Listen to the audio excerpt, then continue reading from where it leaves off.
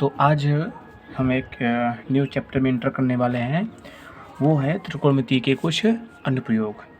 तो इसमें हम सब आज ये पहला वीडियो है, ठीक है। ये वीडियो, ये लेक्चर, ये सीरीज़ कई पार्ट्स में डिवाइड होगी इस चैप्टर की सीरीज़। तो पहला टॉपिक जो हमारा आता है वो आता है दृष्टि रेखा, ठीक है। तो हम पहले जानेंगे कि दृष्टि रेखा होती क्या है, फिर आता है उन्नयन कोण, फिर आता है हमारा अवनमन कोण, ओके। तो जो देखो दृष्टि रेखा मतलब क्या होता है, दृष्टि रेखा मतलब क्या होता है, पहली बात समझिए प्रेक्षक क्या होता है, ठीक है। जैसे कि मान लो कि यहाँ पर कोई वस्तु रखी हुई है, ठीक है। मान लो यहाँ पर कोई वस्तु रखी हुई है और यहाँ पर एक बंदा खड़ा है, ठीक। यहाँ पे क्या है, बंदा खड़ा हुआ है, ठीक है। जैसा भी हमारा बंदा खड़ा है, ये बंदा क्या कर रहा है, अपनी आँख से उस वस्तु को देख रहा है, इस वस्तु को देख रहा है। तो जो बंदा देख रहा है वो होता है प्रेक्षक, ठीक। ये होता है प्रेक्षक होता है। और ये हमारी ये वस्तु हो, ठीक है। तो जिस बिंदु को देख रहा है, मतलब जिस वस्तु को देख रहा है, उस वस्तु के किसी बिंदु से इसको अगर मिला देंगे इस प्रेक्षक से, ठीक है, तो ये होती है दृष्टि रेखा। क्या होती है? दृष्टि रेखा। तो दृष्टि रेखा की डेफिनेशन क्या होगी? दृष्टि रेखा क्या होती है? दृष्टि रेखा एक्चुअली वो रेखा होती है दृष्टि रेखा क्या होती है कि प्रेक्षक जिस वस्तु को देख रहा होता है, तो उस वस्तु के किसी बिंदु से प्रेक्षक के बीच की जो दूरी होती है वो दृष्टि रेखा कहलाती है, ठीक है। तो दृष्टि रेखा वो रेखा है, मतलब जब कोई व्यक्ति जिसको प्रेक्षक कहते हैं, ठीक है, जो देखने वाले को प्रेक्षक ही बोलते हैं। तो जब प्रेक्षक किसी वस्तु को देख रहा होता है, तो उस वस्तु से प्रेक्षक के बीच की जो दूरी होती है वो हमारी दृष्टि रेखा कहलाती है, ठीक है। अब बात करते हैं उन्नयन कोण। उन्नयन कोण तो होता क्या है? उन्नयन कोण से एक तरह से तुमको समझ में आएगा उन्नति, ठीक है। उन्नति क्या होता है, ये मतलब मैं केवल समझाने के लिए बोल रहा हूँ। उनसे आपको याद करना है उन्नति क्या होता है? आगे बढ़ना, ठीक है, प्रोग्रेस करना लाइफ में। तो एक्चुअली होता क्या है कि जब हम क्या आते हैं, मान लो यहाँ पे कोई प्रेक्षक की आँख है, ठीक। मान लो यहाँ पर कोई प्रेक्षक की आपकी आँख है और ये प्रेक्षक जो है यहाँ पे कोई एक वस्तु रखी हुई है, कोई वस्तु मान लो कि यहाँ पर कोई वस्तु रखी हुई है, ये इसके टॉप में देख रहा है, ठीक है। ये जो है इसके टॉप में देख रहा है, तो जो ये दूरी होती है, ठीक है, इस टॉप से इस प्रेक्षक की आँख की जो दूरी होगी, जिस जहाँ से वो देख रहा है, और ये क्षैतिज रेखा होगी, ठीक। तो इसको बोलते हैं क्षैतिज रेखा, इसको बोलते हैं दृष्टि रेखा, ठीक है, दृष्टि रेखा। तो होता क्या है कि दृष्टि रेखा और क्षैतिज रेखा के जो बीच की कोण होता है वो हमारा कहलाता है उन्नयन कोण, ठीक है। तो उन्नयन कोण वो कोण होता है जब हम किसी वस्तु को देख रहे होते हैं और तो दृष्टि रेखा और क्षैतिज रेखा के बीच का कोण उन्नयन कोण कहलाता है। दूसरी बात, इसमें क्या होता है कि जो दृष्टि रेखा होती है वो क्षैतिज रेखा से ऊपर होती है, ओके। ये चीज़ समझ लीजिएगा, ठीक है।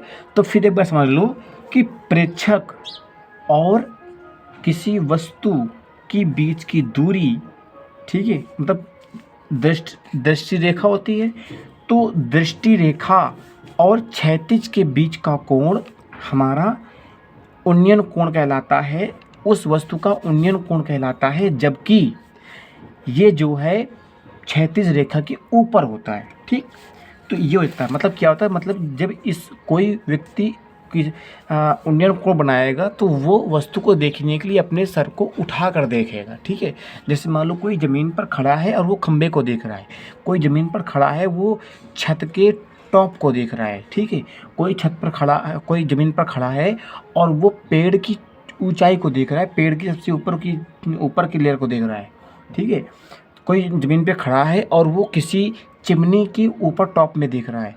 तो जब वो वस्तु को देखने के लिए अपने सर को उठाकर देखता है, ठीक है, तब जो है जो कोण बनता है, कौन सा कोण लेंगे? सबसे आसान देखो, जो दृष्टि रेखा होगी और जो क्षैतिज के बीच का कोण होगा वो होता है उन्नयन कोण, ठीक है। किस वस्तु का होता है? जिस वस्तु को देख रहा होगा उस वस्तु का उन्नयन कोण होता है। अब बात करते हैं अवनमन कोण। अवनमन कोण और उन्नयन कोण में एक छोटा सा डिफरेंस है, ठीक है। अवनमन कोण क्या होता है कि जब मान लो कोई व्यक्ति यहाँ पर खड़ा हुआ है किसी छत में, ठीक है, कोई व्यक्ति इसी की यहाँ पर एक छत है, उस पर मान लो यहाँ पर कोई एक व्यक्ति खड़ा हुआ है और वो यहाँ पे कोई वस्तु रखी हुई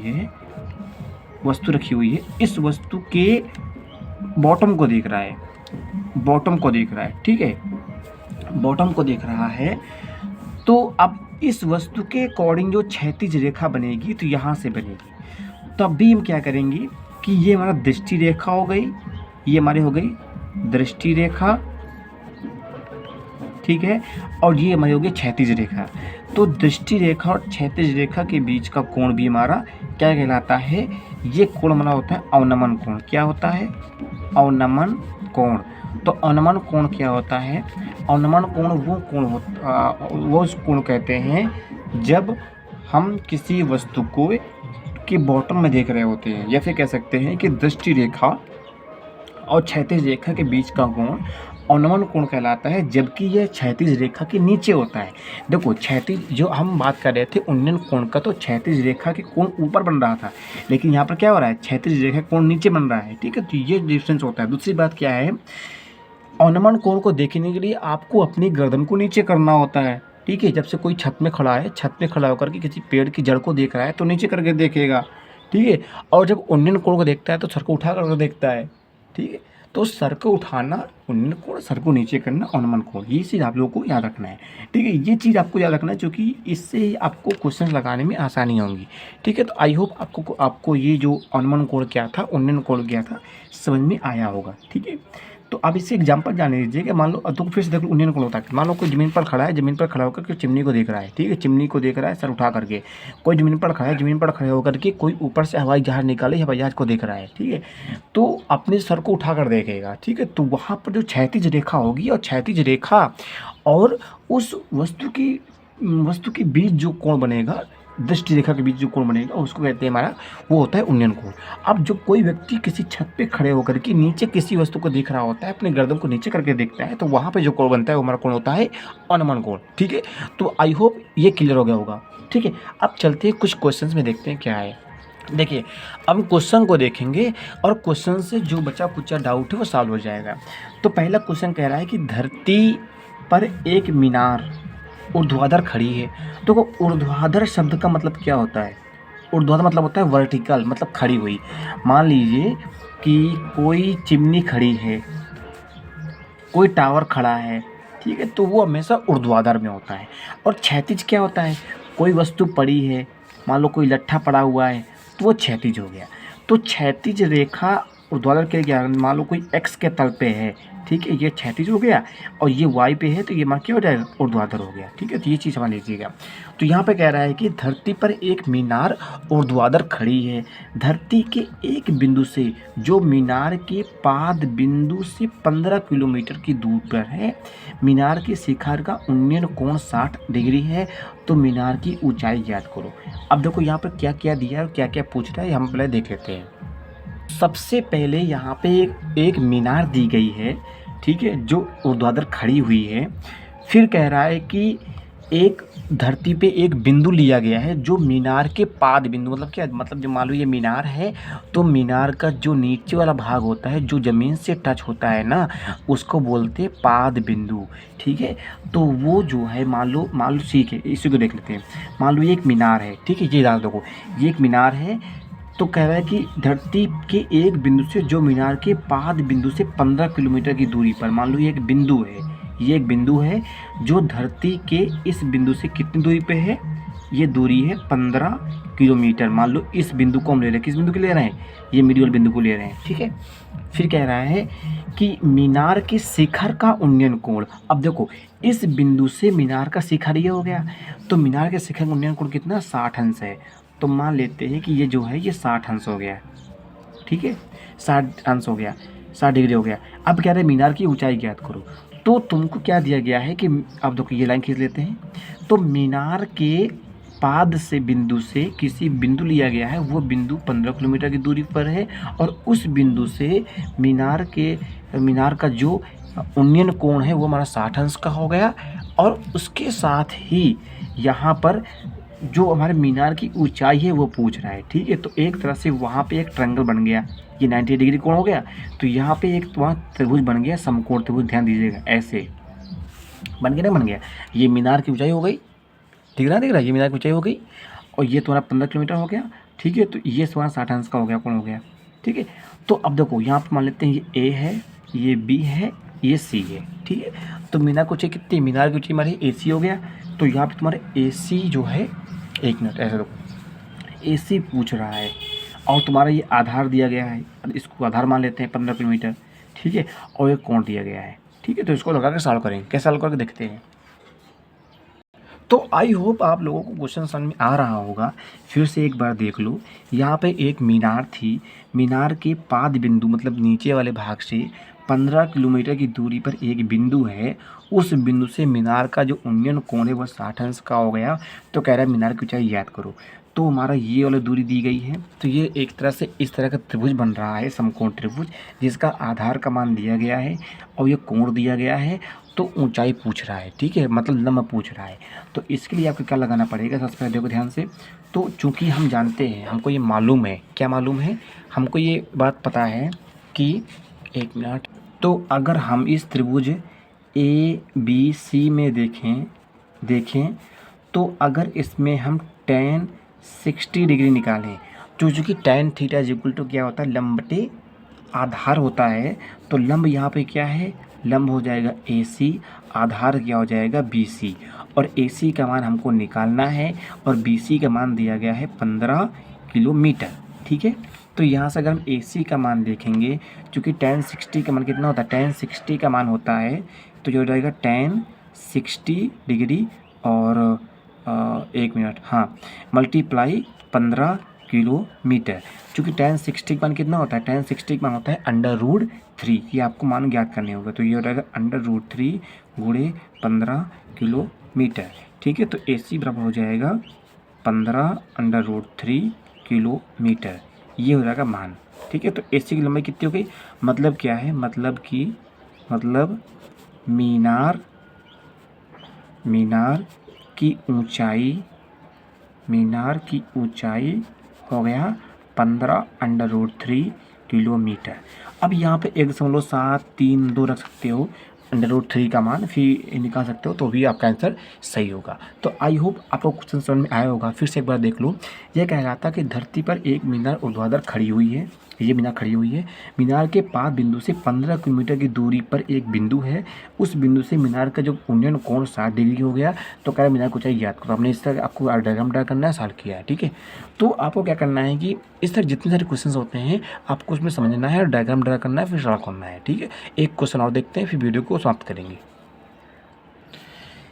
ये क्वेश्चन कह रहा है कि 1.5 मीटर लंबा एक प्रेक्षक क्या है, प्रेक्षक मतलब कि ऑब्जर्वर, वो व्यक्ति जो किसी वस्तु को देख रहा है वो प्रेक्षक कहलाता है, ओके, ठीक है।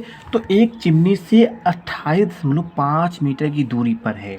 उसकी आँखों से चिमनी की प्रेक्षण का उन्नयन कोण 45 अंश है। तो चिमनी की ऊंचाई ज्ञात करो। देखो ये क्वेश्चन क्या कह रहा है, समझे ध्यान से। कह रहा है कि 1.5 मीटर लंबा मतलब 1.5 मीटर लंबा एक आदमी है। तो मान लेते हैं कि 1.5 मीटर लंबा एक जो आदमी है वो यहाँ पर खड़ा हुआ है, ठीक है।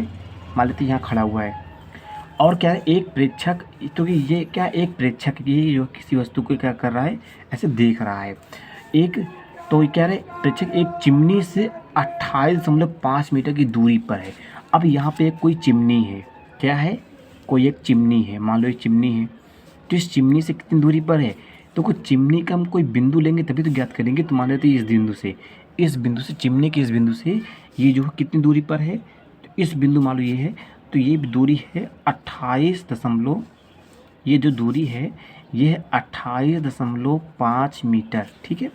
उसकी आँखों से चिमनी के शिखर का उन्नयन कोण, इसकी आँख से चिमनी के शिखर का उन्नयन कोण कितना है, ये हमारा हो जाएगा। अब देखो उन्नयन कोण क्या होता है, हमेशा याद रखो, उन्नयन कोण तब बनता है जब हम जहाँ से कोई प्रेक्षक देख रहा होता है तो उसकी आँख के पास से ही हम क्या करते हैं, उसकी आँख के पास से ही हम एक क्षैतिज रेखा खींचते हैं। ठीक है, तो यहाँ पे हम क्या करेंगे, इस कह रहा है कि उसकी फिर समझो, 1.5 मीटर लंबा एक प्रेक्षक है, एक चिमनी के से 28.5 मीटर की दूरी पर है। उसकी आँखों से चिमनी का शिखर ये है, इसकी आँख ये है। तो यहाँ से इसको हम क्या करेंगे, एक उन्नयन कोण बनाएंगे। उन्नयन कोण क्या होता है, उन्नयन कोण होता है कि ये होता है कि जब दृष्टि रेखा और क्षैतिज रेखा के बीच का बना कोण उन्नयन कोण होता है, जबकि जो ये हमारा कोण होता है ये हमारा क्षैतिज से ऊपर होता है। ठीक है, तो क्षैतिज क्या यहाँ पर हो जाएगा, ये समझिएगा, ध्यान से समझिएगा ये बात। ठीक है, ये हमने खींच दिया एक रेखा, ये समझिएगा ये। अब यहाँ पे एक चीज़ समझने की आवश्यकता है, क्या हो सकता है, चिमनी ये है, हमको एक बिंदु लेना है, तब हमने बिंदु क्या लिया, इसके बीच का लिया। ठीक है, समझना ये है कि आपका जो डायग्राम कुछ ऐसा बन गया। अब यहाँ पर देखो, उन्नयन कोण क्या होता है, उन्नयन कोण जो होता है वो दृष्टि रेखा, ठीक है, जहाँ पर होगी और क्षैतिज रेखा के बीच में कोण होगा, तो ये हो जाएगा थीटा, ये उन्नयन कोण हो गया। दूसरी बात क्या है, उन्नयन कोण के लिए हम क्षैतिज रेखा वहाँ से खींचते हैं जहाँ से कोई व्यक्ति जिसकी आँख देख रही होती है। तो ये व्यक्ति यहाँ से देख रहा है, ना कि यहाँ से देख रहा है। ठीक है, तो क्या है, ये हो गई। ठीक है, तो ये क्षैतिज रेखा हो गई, ये हमारी हो गई दृष्टि रेखा हो गई। ओके, तो अब क्या कह रहा है, अब कह रहा है कि चिमनी की ऊंचाई ज्ञात करो। तो चिमनी की ऊंचाई पूरी, ये ऊंचाई पूरी हमको ज्ञात करनी क्या होगी। तो जिस प्रकार से हमने पहले वाला क्वेश्चन किया था उसी प्रकार हम क्वेश्चन लगाएंगे। चूँकि देखो, जो दूरी ये है वही दूरी 28.5 ये हो जाएगी। ठीक, दूरी ये हो गई। अब ये दूरी दी गई है और ये दूरी दिया गया है 45 डिग्री दिया गया है। हम ये ऊंचाई ज्ञात कर लेंगे।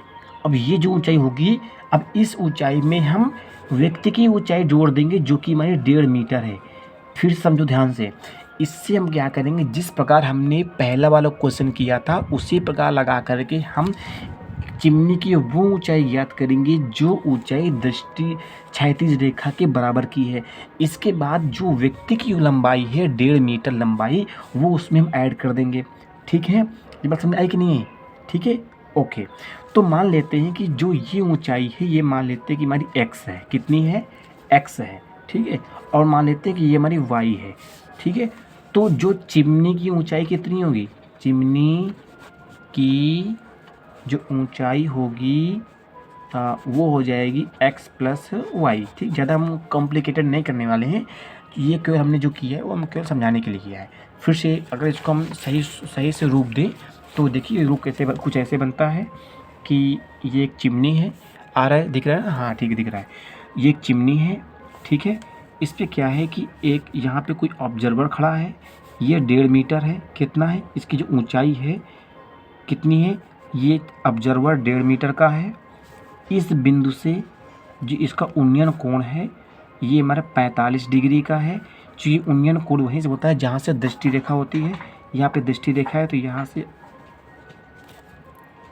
हाँ तो ठीक है, देखो ये इसकी ऊंचाई 1.5 मीटर की है। अब किसकी, प्रेक्षक की जो देख रहा है। ठीक है, तो क्या करेंगे, हमको ये ऊंचाई, हमको जो चिमनी की पूरी ऊंचाई ज्ञात करनी है।